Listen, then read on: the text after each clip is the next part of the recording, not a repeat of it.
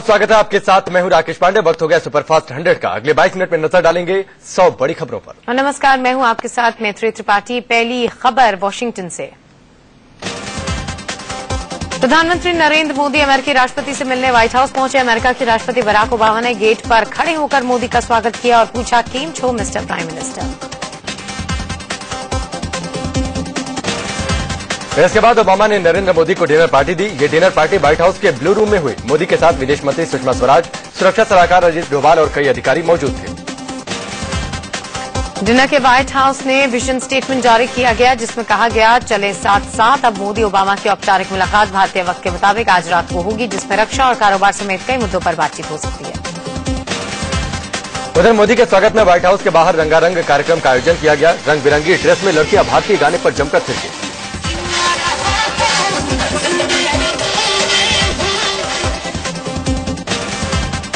ढोल बाजे और गाने की धुन पर लड़कियां थिरक रही थी। व्हाइट हाउस के बाहर की तस्वीर पूरी तरह से भारत के रंग में रंगी थी। ऐसा लग रहा था मानो व्हाइट हाउस अमेरिका में नहीं, भारत में हो।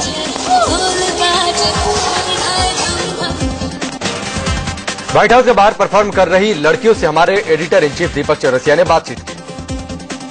ये बताइए कि नरेंद्र मोदी जी के स्वागत के लिए आप यहाँ पर आए हैं, क्या जानते हैं नरेंद्र मोदी जी? एक पॉलिटिशियन है जो इंडिया को बढ़ाएगा, तो हमको बहुत खुशी हो रही है कि वो अब इलेक्ट हुए। फैमिली को सब मोदी बहुत पसंद है। आपको मोदी पसंद है? हाँ, बहुत। व्हाइट हाउस के बाहर मोदी के स्वागत को लेकर कई तैयारियां की गई थीं। पंजाबी परिधान में भांगड़ा के साथ लोग खूब झूमे। इससे पहले वाशिंगटन एयरपोर्ट पर मोदी जैसे ही प्लेन से बाहर निकले, उनका ऑफिशियल वेलकम किया गया। रेड कारपेट के साथ मोदी के लिए गाड़ी तैयार थी, लेकिन एक बार फिर मोदी ने प्रोटोकॉल तोड़ा और सामने भीड़ की तरफ बढ़ गए। मोदी भीड़ की ओर बढ़ रहे थे और भीड़ मोदी मोदी चिल्ला रही थी। भीड़ के पास पहुंचकर मोदी ने एक शख्स से हाथ मिलाना शुरू किया तो लोगों का उत्साह भी बढ़ गया। भीड़ जोर जोर से नारे लगा रही थी। भीड़ से हाथ मिलाते हुए मोदी के लिए एक वक्त अजीबोगरीब हालात पैदा हो गए। भीड़ में मौजूद एक महिला ने मोदी का हाथ पकड़ लिया। वो मोदी से कुछ कहने की कोशिश कर रही थी। इसके बाद मोदी आगे बढ़े। भीड़ से कभी मोदी मोदी के नारे लग रहे थे तो कभी भारत माता की जय की गूंज सुनाई पड़ रही थी। वाशिंगटन में मोदी के स्वागत के लिए भारतीय मूल के हजारों लोग सड़कों के किनारे खड़े थे। लोग हाथों में तिरंगा और मोदी के पोस्टर लेकर मोदी मोदी के नारे लगा रहे थे। इसके बाद प्रधानमंत्री नरेंद्र मोदी का काफिला ब्लेयर हाउस पहुंचा। मोदी ब्लेयर हाउस में ही ठहरे हुए हैं। वाशिंगटन रवाना होने से पहले Modi council of foreign relation के कार्यक्रम में पहुंचे। पीएम ने कहा कि भारत में आतंक बाहरी देशों से आता है और अच्छा और बुरा आतंक बाहरी देशों से आता है और अच्छा और बुरा आतंकवाद कुछ नहीं होता। इससे पहले प्रधानमंत्री नरेंद्र मोदी ने न्यूयॉर्क में 11 अमेरिकी सीईओ से नाश्ते पर मुलाकात की, जिसमें गूगल के कार्यकारी अध्यक्ष एरिक ई स्मिथ और पेप्सिको की सीईओ इंदिरा नूई शामिल थी। मोदी की यह बैठक करीब 1.5 घंटे तक चली। इस दौरान मोदी ने सभी कंपनियों को भारत में निवेश के लिए आमंत्रित किया। कोयला घोटाले पर पीएम मोदी ने कंपनीज के सीईओ से कहा कि कोल ब्लॉक आवंटन पर सुप्रीम कोर्ट के फैसले को अवसर में बदलेंगे। आवंटन में हुई मनमानी को दूर करेंगे। मास्टरकार्ड के सीईओ अजय बांगा ने मोदी से मुलाकात को सकारात्मक बताया। पीएम नरेंद्र मोदी न्यूयॉर्क में अमेरिका के पूर्व राष्ट्रपति बिल क्लिंटन से मुलाकात की। इस दौरान क्लिंटन के साथ उनकी पत्नी और पूर्व विदेश मंत्री हिलेरी क्लिंटन भी मौजूद थी। पीएम मोदी ने अमेरिका के पूर्व राष्ट्रपति बिल क्लिंटन और पूर्व विदेश सचिव हिलेरी क्लिंटन को नाना नानी बनने पर बधाई दी।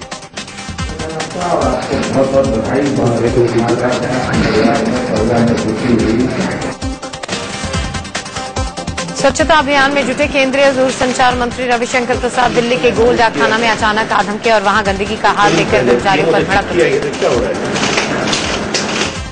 गोल डाकखाना के हर कोने में घूम घूम कर मंत्री रविशंकर प्रसाद ने गंदगी का जायजा लिया। फाइलों पर पड़ी धूल की परत देखकर पूछा कि आखिर सफाई क्यों नहीं होती।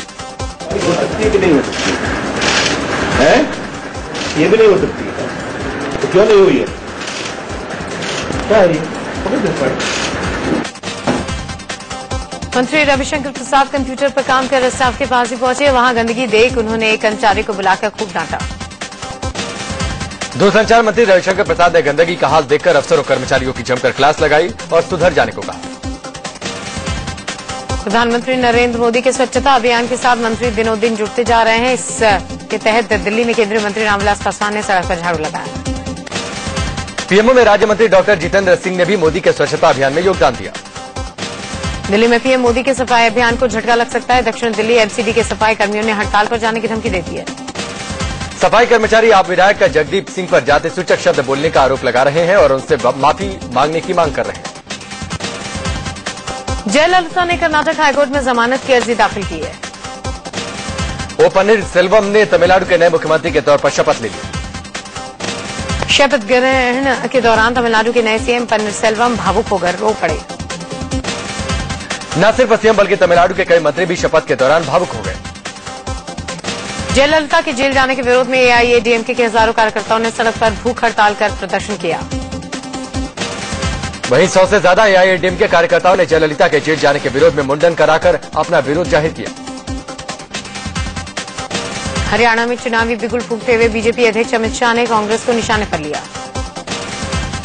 हरियाणा के टोहना की रैली में अमित शाह ने कहा कि ईवीएम में इतनी जोर से कमल का बटन दबाना कि इटली तक करंट लग जाए। अमित शाह ने कहा कि बीजेपी को सत्ता में लाने पर ही सूबे का विकास होगा। पीएम नरेंद्र मोदी जल्दी महाराष्ट्र में चुनाव अभियान में जुटेंगे। चुनाव प्रचार के दौरान वो महाराष्ट्र में 22 चुनावी रैलियों को संबोधित करेंगे। मोदी सरकार में शिवसेना कोटे से एक मंत्री अनंत गीते इस्तीफा देंगे। राजीव प्रताप रूडी ने कहा कि केंद्र सरकार ने अनंत गीते को इस्तीफा देने को नहीं कहा। रूडी ने कहा कि उद्धव ठाकरे चाहते हैं कि गीते इस्तीफा दें। शिवसेना ने रामदास अठावले पर निशाना साधा। सामना में उद्धव ठाकरे ने लिखा कि भीम शक्ति की भावनाओं की कद्र किए बगैर अठावले बीजेपी के तंबू में घुस गए। महाराष्ट्र में एनसीपी और कांग्रेस का 15 साल पुराना गठबंधन टूट चुका है, लेकिन एनसीपी ने कहा कि कांग्रेस से उसकी दुश्मनी नहीं। चुनाव के बाद हालात बने तो दोनों दलों में फिर से गठबंधन हो सकता है। जम्मू कश्मीर के अनंतनाग में कांग्रेस अध्यक्ष सोनिया गांधी और राहुल गांधी ने बाढ़ प्रभावित इलाकों का दौरा किया। राहुल गांधी ने सुरक्षा घेरा तोड़कर पीड़ितों से बात कर उनकी समस्याएं पूछी। केंद्रीय गृह मंत्री राजनाथ सिंह ने कहा कि कश्मीर में बाढ़ से निपटने के लिए पूरी तैयारी नहीं थी। नेशनल डिजास्टर मैनेजमेंट अथॉरिटी के स्थापना दिवस पर गृह मंत्री राजनाथ सिंह ने एनडीआरएफ की 2 नई बटालियन बनाने का ऐलान किया। बिहार के मुख्यमंत्री जीतन राम मांझी के साथ हुई कथित छुआछूत के मामले की उच्च स्तरीय जांच होगी। मुंबई हमले में शहीद एटीएस प्रमुख हेमंत करकरे की पत्नी कविता करकरे का मुंबई के हिंदुजा अस्पताल में निधन हो गया। दिल्ली कांग्रेस ने होमगार्डों की नौकरी पक्की किए जाने की मांग को लेकर जंतर मंतर पर विरोध प्रदर्शन किया। लखनऊ में विधानसभा के बाहर बीजेपी विधायक कानून व्यवस्था, सड़कों की बदहाल हालत, बिजली और पानी की समस्या को लेकर धरने पर बैठे। दिल्ली के करोल बाग में हुए कारोबारी की हत्या के आरोपी को पुलिस ने गिरफ्तार कर लिया है। दरअसल दिल्ली के करोल बाग इलाके में कारोबारी की हत्या की लाइव तस्वीरें सामने आई थी। इनमें साफ दिख रहा था कि कैसे एक शख्स कारोबारी पर चाकुओं से ताबड़तोड़ वार करता है। जिस वक्त ये वारदात हुई उस समय वहां कई लोग मौजूद थे। मौका वारदात के पास एक शख्स सो रहा था जो शोरगुल सुनकर उठ बैठा। तस्वीरों में साफ दिख रहा था कि कैसे एक शख्स दौड़ता हुआ आया और जमीन पर गिर गया। पीछे दूसरा शख्स आया और उसने देखते ही देखते चाकू निकालकर उस पर ताबड़तोड़ 3 वार की और फरार हो गया। ईश्वरलाल नाम का शख्स ड्राई क्लीनिंग की दुकान चलाता था। घायल हालत में उसे अस्पताल में भर्ती कराया गया, जहां उसकी मौत हो गई। गोरखपुर के राजघाट इलाके में हरबट बांध के पास एक इमारत में आग लगने से हड़कंप मच गया। आग की चपेट में आने से एक शख्स की मौत हो गई। खबर पाकर दमकल की 5 गाड़ियां मौके पर पहुंची और कई घंटों की मशक्कत के बाद आग पर काबू पाया। मेरठ के मेडिकल थाना क्षेत्र के मंगल पांडे नगर इलाके में उस वक्त अफरा तफरी मच गई जब गैस भरते समय जोरदार धमाके के बाद कार में आग लग गई। कार में हुआ धमाका इतना जबरदस्त था कि आसपास की कई बिल्डिंगों के शीशे तक टूट गए। यूपी के संभल की असमोली विधानसभा से समाजवादी पार्टी के विधायक पिंकी यादव और उनके पति प्रमोद यादव के खिलाफ मुरादाबाद के सिविल लाइन थाने में एक होमगार्ड ने केस दर्ज कराया। चौराहे पर ड्यूटी कर रहे होमगार्ड ने चेकिंग के दौरान विधायक की गाड़ी रोकी थी, जिससे नाराज विधायक के समर्थकों ने उसकी पिटाई कर दी थी। बिजनौर में आतंकियों को पनाह देने के आरोप में एटीएस और एसटीएफ ने एक शख्स को पकड़ा है। राजस्थान के जोधपुर सेशन कोर्ट में पेशी पर आया नाबालिग के यौन उत्पीड़न के आरोपी आसाराम को एक पर्ची पकड़वाने वाले लड़के को पुलिस ने हिरासत में ले लिया।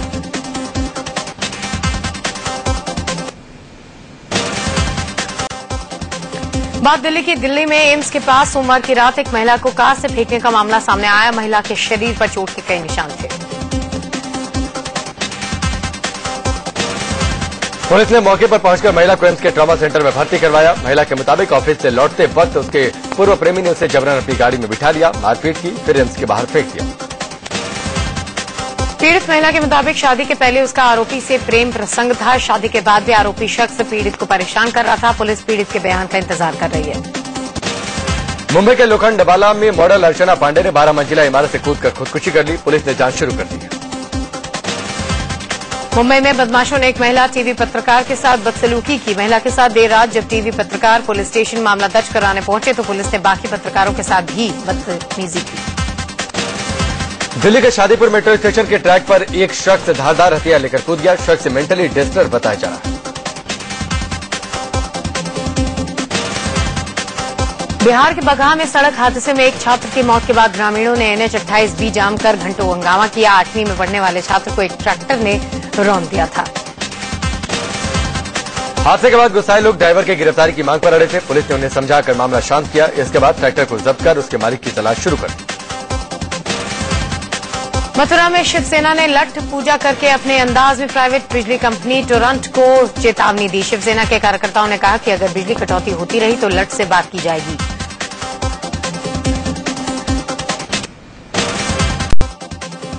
यूपी के आगरा में पारिवारिक विवाद को लेकर 2 रिश्तेदारों के बीच जमकर लाठी डंडे चले। मारपीट में कई लोग बुरी तरह से जख्मी हो गए। हंगामे के दौरान लोगों ने एक बाइक में आग भी लगा दी।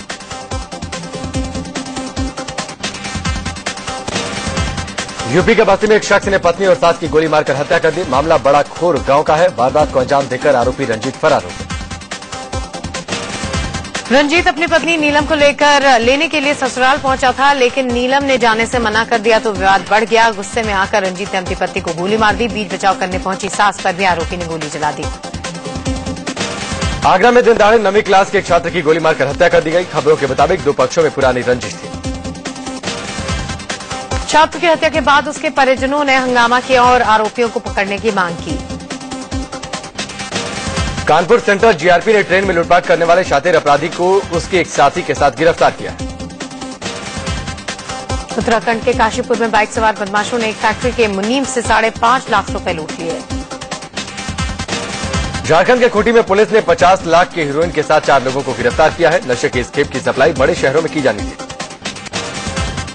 गूगल की सोशल नेटवर्किंग साइट ऑर्कुट आज से इतिहास का हिस्सा हो जाएगी।